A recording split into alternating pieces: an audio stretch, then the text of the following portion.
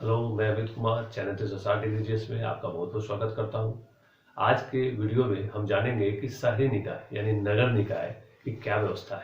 यही मेरे आज के वीडियो का सब्जेक्ट भी है, विषय भी है कि नगर निकाय शहरी निकाय की क्या व्यवस्था है, कैसे इसका निर्माण होता है, इसका स्वरूप क्या है। एक पार्ट में हम ये जानेंगे इसके बैकग्राउंड के बारे में, इतिहास के बारे में थोड़ा सा, और इसके अगले पार्ट में हम जानेंगे इसी वीडियो में कि नया जो परिवर्तन हुआ है नगर निकाय में, जिसके कारण जिस आधार पर आने वाले 3-4 महीने में नगर निकाय के शहरी निकाय के चुनाव होने वाले हैं पूरे बिहार में, क्या क्या परिवर्तन हुआ, उससे पुराने से नए में क्या क्या चेंजेस हो जाएगा, उससे क्या क्या असर पड़ेगा।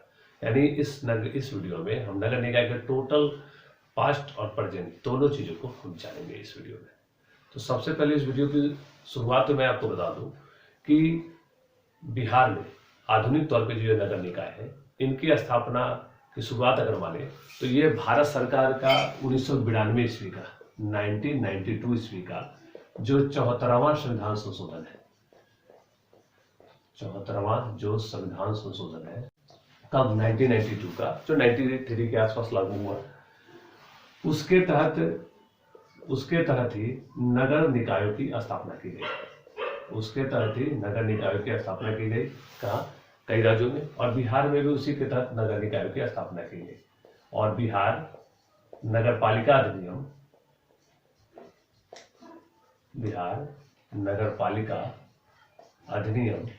2001, इसी बिहार नगर पालिका अधिनियम 2001 के तहत, बिहार नगर पालिका अधिनियम 2001 के तहत ही बिहार में नगर निकायों की स्थापना की गई। और इस नगर निकाय के तहत 3 तरह के नगर निकाय की स्थापना की गई: नगर निगम, नगर परिषद और नगर पंचायत। नगर निगम, नगर परिषद और नगर पंचायत, 3 तरह के नगर निकायों की स्थापना की गई बिहार नगर पालिका अधिनियम 2001 ईस्वी के तहत बिहार में। और भारत सरकार का अमेंडमेंट कौन था? 74वां संविधान संशोधन 1992।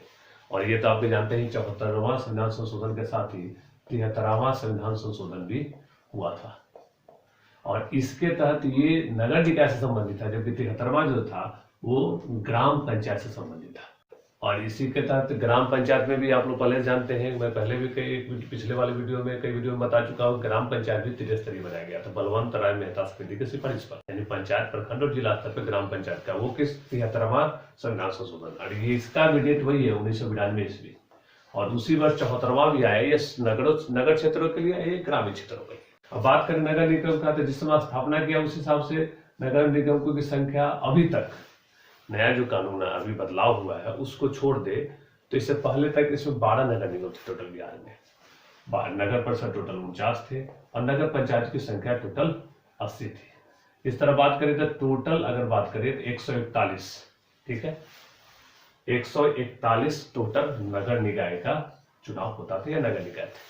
लेकिन नया जो संशोधन हुआ है वो मैं और डिटेल बताऊंगा, लेकिन यहाँ बता दूं कि अब वो 141 नहीं कि अब टोटल नया जो नगर निकायों की संख्या तीनों मिला के वो 263 हो चुके हैं। और इसीलिए ये वीडियो भी मैंने बनाया है कि काफी ज्यादा परिवर्तन हुआ है, किन किन क्षेत्रों में हमारे कैसे स्थापना होगा, उसके लिए इसकी स्थापना, इस वीडियो की चर्चा, इस वीडियो को मैंने बनाया है। तो देख सकते हैं 141 से 263 टोटल बिहार में। और ये आने वाले 3-4 महीने में इन पर इलेक्शन चुनाव भी होने वाले हैं। नगर निगम या नगर निकाय की बात करें तो इनकी स्थापना जो है, बिल्कुल इनकी स्थापना का आधार क्या है? जनसंख्या। जनसंख्या के आधार पर ही इन क्षेत्रों की स्थापना की जाती है, यही आधार भी रखा गया है। अगर नगर निगम की बात करें तो नगर निगम बनने के लिए कम से कम उस शहरी क्षेत्र की आबादी 10 लाख या इससे अधिक होना चाहिए, प्लस होनी चाहिए, तब वो क्षेत्र नगर निगम घोषित होगा। हाल फिलहाल कई सारे क्षेत्र नगर निगम घोषित किए गए, यानी उनकी जनसंख्या 10 लाख है उससे अधिक हो गई होगी, नहीं हुआ तो अगल बगल के क्षेत्रों को जोड़कर नगर निगम बनाया गया है। कम से कम 10 लाख होना चाहिए। उसी तरह सभी की जनसंख्या का भी अनुपात है। एक चीज और, पहले नगर निगम के जो होते थे हेड, उनको हम लोग कहते थे महापौर। क्या कहते थे? महापौर या उप महापौर। नगर परिषद के जो होते थे उसको हम लोग कहते थे नगर परिषद सभापति या नगर परिषद उप सभापति, 2 पद रहता था, अध्यक्ष उपाध्यक्ष के पैटर्न पे। दूसरा नगर पंचायत के अध्यक्ष हेड को हम लोग कहते थे नगर पंचायत सभापति या फिर उप सभापति। ये 3 तरह का स्ट्रक्चर था।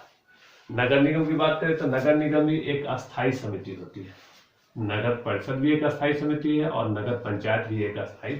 तीनों स्तर में ये सर्वोच्च पद है या सर्वोच्च कह सकते हैं प्रथम स्तर पे, ये उसके बाद और ये सबसे अंतिम स्तर का होता है नगर पंचायत। यानी जो जो नगर का विकास होता जाएगा वो नगर पंचायत, अगर ग्रामीण स्तर से बनेगा नगर पंचायत विकसित हुआ तो फिर नगर पंचायत से और विकसित हो जाए तो वो बनेगा नगर परिषद, नगर परिषद और विकसित हो जाएगा तो वो नगर निगम बनेगा, और नगर निगम से विकसित होगा तो क्या बनेगा, तो जो भी बिहार में कोई नहीं है तो वो बन जाएगा नगर निगम से विकसित हो जाएगा तो वो बिल्कुल बन जाएगा सर्वोच्च पद, जिसको हम लोग कहते हैं महानगर निगम।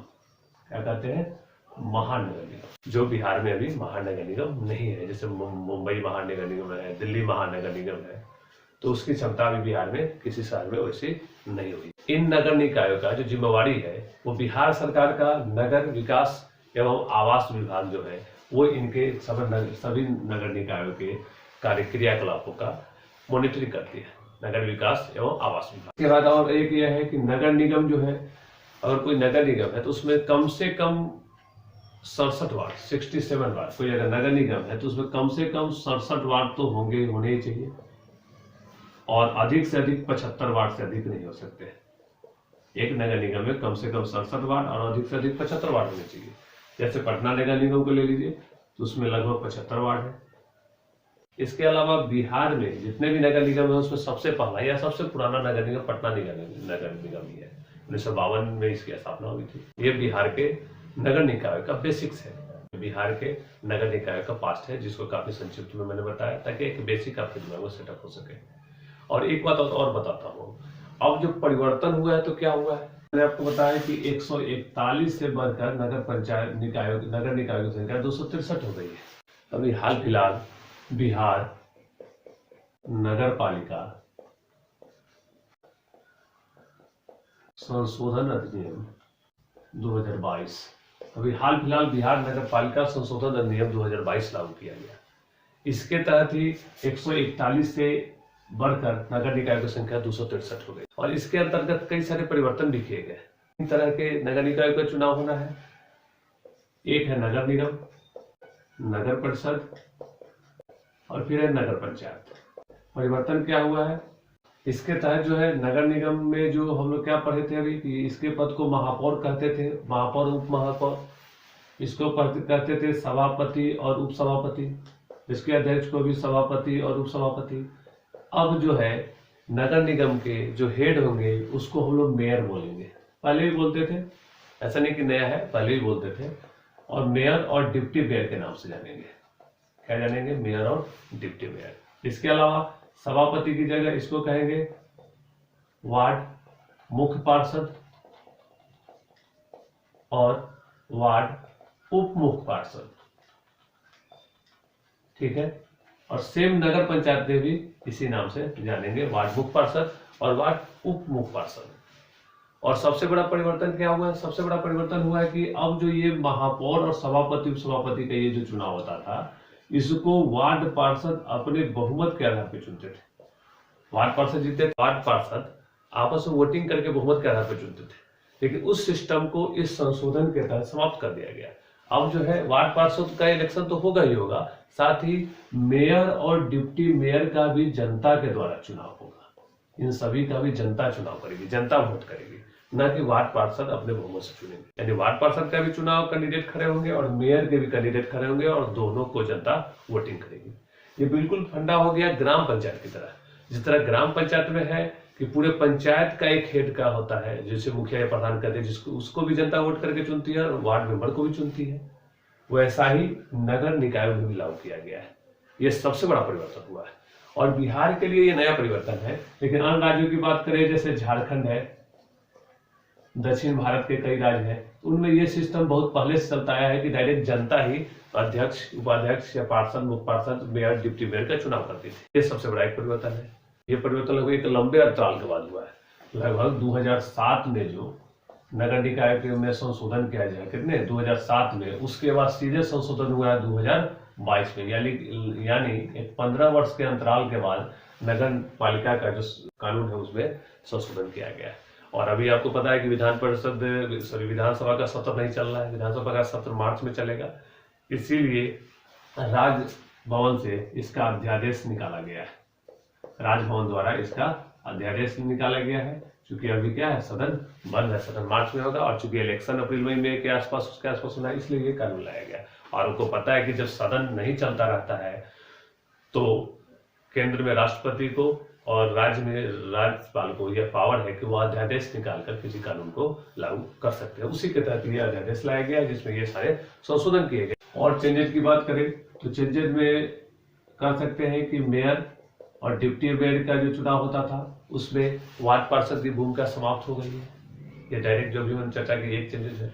दूसरा चेंजेस देखें तो मेयर या उपमेयर या डिप्टी मेयर या सभापति या उपसभापति के लिए 2 वर्षों के अंतराल के बाद उनके खिलाफ अविश्वास प्रस्ताव लाया जाता था। ये अविश्वास प्रस्ताव अब नहीं आएगा। अविश्वास प्रस्ताव अब समाप्त कर दिया गया। अविश्वास प्रस्ताव का प्रपोजल जो है वो समाप्त हो चुका है। अब अविश्वास प्रस्ताव नहीं लाया जा सकता। हाँ, अगर अन्य विधि से, जिस विधि से मुखिया को पंचायत में हटा सकते हैं या हटाया जाता है, उसी विधि से इनको भी हटाया जाता है। और अगर किसी मेयर या डिप्टी मेयर को हटा दिया गया तो वो दोबारा चुनाव नहीं लड़ेंगे, वो दोबारा चुनाव नहीं लड़ पाएंगे। ये कानून में एक चर्चा की गई। एक कंडीशन और है कि जनता अपना मत देकर मेयर और डिप्टी मेयर को चुनेगी। इसके अलावा अगर बीच में ही पद खाली हो जाए, रिजाइन करने के कारण, मृत्यु के कारण या किसी अन्य घटना के कारण, तो फिर उसी पद के लिए मेयर डिप्टी मेयर के लिए फिर से चुनाव होगा 6 महीने के अंदर में, जैसा प्रोपोजल है अन्य में। लेकिन वो जो चुने जाएंगे वो बाकी कार्यकाल पे ही काम करेंगे। अगर मान लीजिए 5 साल का कार्यकाल है, 5 साल में अगर मान लीजिए 2 साल के बाद अगर पद खाली हो जाए तो अब जो नए चुने जाएंगे वो 3 साल ही तक ही उस पद पर रहेंगे, ना कि 5 साल तक। यानी बचे हुए कार्यकाल तक के लिए वो चुने जाएंगे। चुने गए जो मेयर और डिप्टी मेयर है, पता है कि उनके खिलाफ अविश्वास प्रस्ताव नहीं लाया जा सकता। पहले था ना कि 1/3 पार्षद मिल जाते थे, 1/3 पार्षद संख्या में, और आपस में अविश्वास प्रस्ताव लाते। ये सिस्टम समाप्त कर गया। अगर इनको हटना है तो ये अपना त्याग पत्र दे सकते हैं और त्याग पत्र दे के हट जाएंगे।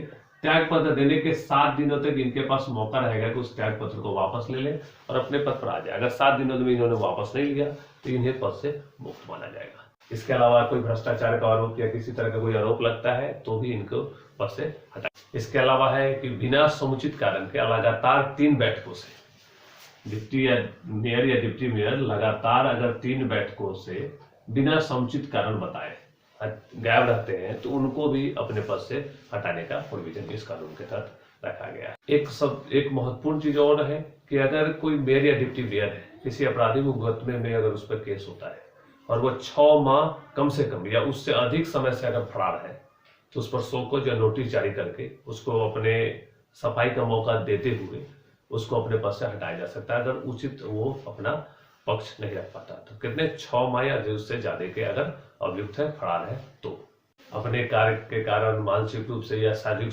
रूप से किसी तरह से अगर अक्षम होते हैं तो उस स्थिति में भी कार्रवाई करते हुए उनको पद से हटाया जा सकता है।